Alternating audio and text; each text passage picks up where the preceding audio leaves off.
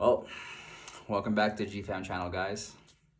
Uh, this is going to be my temporarily last update in regarding to my re-entry to the military. And I say temporary only because I was denied re-entry into the Army for now. That being said, yes, I was denied medically, but they gave me a time limit, which means it wasn't a permanent no. I have an opportunity in the future. December 2028 is the date they gave me saying, hey, show stability. With that being in my mental health, that was my disqualifier, was my mental health, related, I guess, medical problem, right? So it was under PTSD, anxiety, depression, amongst other things they listed. But they want proof. They don't. I had proof of stability, but they want longer stability, right? Which I'm not going to argue against it. I get it. So December 2028, I can reapply, reattempt to re-enter, and most likely I have a higher chance of getting a yes. According to my recruiter and the documentation that we read, everything basically else was good to go. Everything else on my medical waiver, all the kind of stuff was good, because they break down everything. I was getting yes, yes, yes, yes, yes, yada, yada. The only thing that stopped me was my mental health. So sleep apnea, good to go. I have hardware in my right ankle, that was good to go. There was like two other things I really can't remember, to be honest with you, because they were kind of irrelevant. I kind of forgot about them. I put them down on my record, but they didn't think be a huge thing, right? The thing they got was my benefits breakdown, which you had to attach if you are a disabled veteran trying to get back in, right? So if you're a veteran receiving VA compensation, they're going to request a breakdown letter from you, and that's what I needed. So I gave them to them. At the time I gave it to them, I was 100%. So if you're 100%, doesn't mean it's a no, right? So if someone tells you, hey, not to know, I won't give you the time of day, then honestly, find a different recruiter. Find someone who's willing to put the paperwork in to help you out, right? So that's what my recruiter did. I won't get you, don't get me wrong, right? I've talked to multiple recruiters. My first Navy recruiter, phenomenal guy, C1 Sickler, huge shout out. He gave me the time of day, and at that time I was only at 80%, right? But he still gave me that time of day. I came here to Wyoming, had a recruiter here, Navy side, let him know my situation, said no. Automatically, before even attempting to start paperwork, he was like, it's not gonna happen, don't even try. I was like, okay, fine, it's what it is, right? Went to Army National Guard. They said no. They're like, we're not gonna entertain it. You're 100%. Because I finally, when I moved out here, got 100%. They're like, it's not gonna happen. It's very rare chance you're gonna get it. I was like, it is what it is. Fine, right? And I'm pretty sure it's because more than just one waiver. When I talked to this recruiter, I was like, hey, look, this is kind of my last straw here, right? With all limitations I have. I have DUI. I had to, technically I have 2 DUIs. One was dismissed and expunged, but that's still something I had to report. So I have a legal waiver, my medical waiver, and then my reenlistment code, right? Because I got an RE3 getting out of the Army due to my rank and time in service for active duty. So if I want to get back in active duty, I'll need a waiver implying that, hey, I will pick up rank because of my years of service and my rank, right? So reserve is a bit different, but I still need it because I got that reenlistment code, which is going to be easy approval. According to the recruiter, right? I'm not a recruiter, so I can't tell you if it's easy approval or not, but he says it is, and I take his word for it, right? Probably shouldn't do that, not to kind of ding on recruiters, but not sometimes they gotta say it to get numbers, right? And I get the game. But medical waiver, right? That's kind of the huge one that gets everybody. That's the first one they gotta get approved before they can push anything else or any other waiver through. They don't submit every other waiver until your medical waiver gets approved. So medical waiver was submitted in December. Just got back literally today, a little bit earlier, with, like I said, denied with a time limit. They said, hey, all these conditions they listed, good to go, except for this one, mental health, right? And under that, they listed they said the PTSD, anxiety, depression, things like that, things that I am medicated for, right? They just want stability. So even though I'm medicated, even though I'm diagnosed with it, that is not the reason why they disqualified me. They disqualified me because they want me to show proof of stability with those conditions. Okay, so for those of you who are trying to get back in, I'm kind of living proof to a certain extent that you have an opportunity, you have a chance, right? So yeah, people, some recruiters might be scared to hear it, right? On my PTSD breakdown, it doesn't say I have PTSD. It says other stressors such as, but I don't meet the full criteria for, PTSD, which I'm grateful for, because, in certain areas, if you have a certain rating on PTSD and that's your official diagnosis, you can get your guns taken away from you. And I love my guns. So thankfully, that's not my case.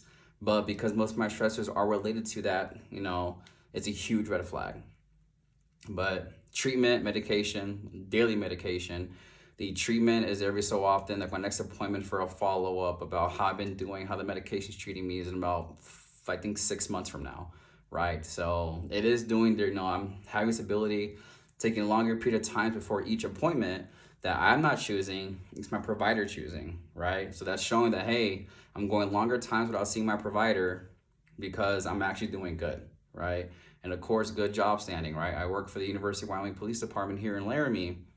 So that's proof that, hey, yes, I have a DUI, but I work for a police department, and I'm not a Leo with them. I'm a security guard here at the university, but I'm under the department, so we go to the same background check, things like that, and it shows the Army, hey, I'm turning my life around, right? I'm doing things for the better, right? That's kind of what's going to help you on your waivers when it comes to that time. So I can't guarantee it. Like I said, sadly, I didn't get that far, but right now, I have to wait till December 2028 to reattempt again to go to MEPS, get the waiver submitted once more. And if the waiver gets approved, which my recruiter and I and the captain that was there, we truly think it will, because all we got was a time limit, was nothing else on the denial. It was just simply, hey, stable for X amount of time, right? Better than a no, in my opinion. I got no with change. So, but any question, guys, please feel free to ask. When I go to MEPS again, 2 years from now, well, technically 3, because it's only January, so it's gonna be some time. And I'm pretty sure it's, like I said, it's because I submitted in December. So from the day I submitted to 3 years from that date, that's the date they chose. I already talked to a recruiter. There is no waiver or things like that to kind of expedite it, and I'm not even gonna push it, right? My odds are what they are. I'm gonna learn to live with it. Different things can change. I don't know if I'm still gonna have that itch that I want to scratch, getting back in, wear a uniform. I'll be 31 around that time, and because my break of service will be more than 5 years, as of next year, I will have to go to boot camp all over again. Yes, but like I said, that's for another day, for another time. Not really the point of this video. The main one was, like I said, guys, was just to update you. So I got denied. Yeah, bummer, but I gotta wait till December 2028. So in my opinion, that's one hell of a better answer than I thought I was gonna get, right? So I went in kind of not headstrong, thinking I'm gonna get a no, but at least I tried my last option. But here it is. All right, guys. So December 2028. If you guys are still here and still kind of figuring it out, then by all means, stay tuned. But if not, don't know where this channel is really going to go. It's kind of meant for that, right? When I have plans for it, if everything does work out, I get in, I'm going to kind of record my process and everything like that. So those who have questions or are wondering how it's like, by all means, that's where I'm going to be here for, right?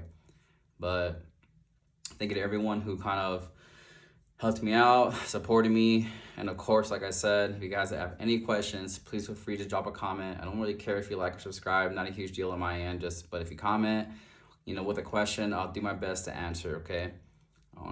The routes I took, the letters I got to kind of help me get where I needed to get, right?